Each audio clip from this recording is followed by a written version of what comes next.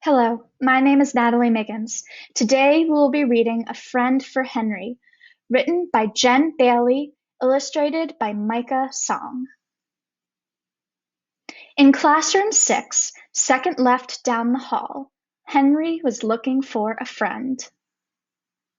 It couldn't be Gilly, who circled her fishbowl. She's quiet, thought Henry, but she can't play on the swings. It couldn't be Mrs. Magoon, who knew about hugs. She shares, thought Henry, but she has to. Could it be someone else in classroom 6? In art class, Vivianne shared Henry's double easel. Vivianne was a kaleidoscope, a tangle of colors. She had ribbons and clackety shoes. She knew every pony song. Her fingers were painted like rainbows. When I get paint on my fingers, Henry said, I wash it off. Vivianne waved her hands too close to Henry's face. My mommy painted them. Aren't they pretty? Painting on people is against the rules, said Henry. Did your mommy get in trouble? No. Henry lowered his voice. Did you get angry? Why should I? But Vivianne was very angry later. He ruined them. She likes rainbows, Henry explained, and he thought a friend would say thank you. Reading time was Henry's favorite. My friends will like it too. It was Henry's turn to put out the carpet squares. He tucked the blue ones next to the brown ones, green in the very middle. All the edges met and the corners fit perfectly. Reading time, shouted Samuel, my favorite. Samuel was a thunderstorm, booming and crashing. He was kind of scary if you don't have your blanket.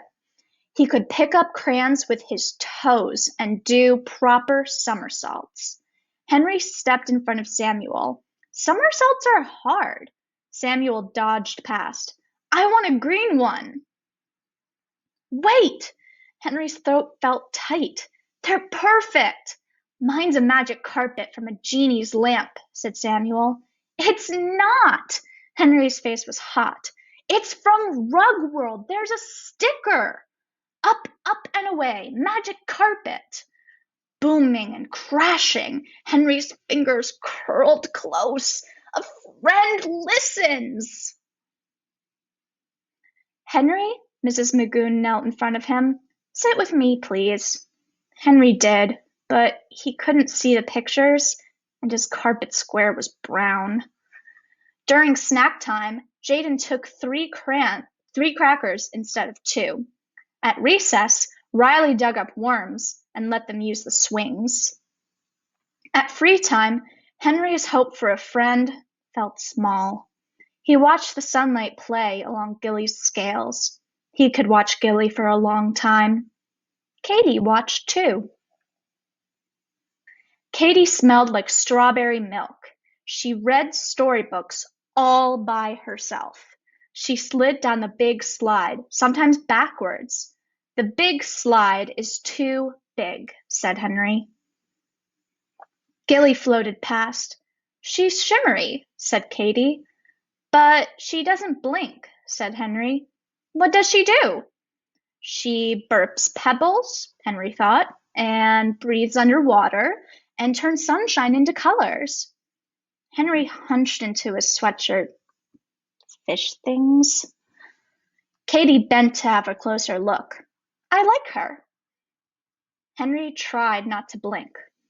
Want to play blocks? Sure. I don't like triangles, said Henry. I don't like broccoli, said Katie. Together they built a tower. It had rectangles, cylinders, and squares, but no triangles or broccoli. It's perfect, said Henry. Thank you, said Katie. The next day, they played on the swings, and Katie went down the big slide. Henry waited at the bottom for his friend. The end.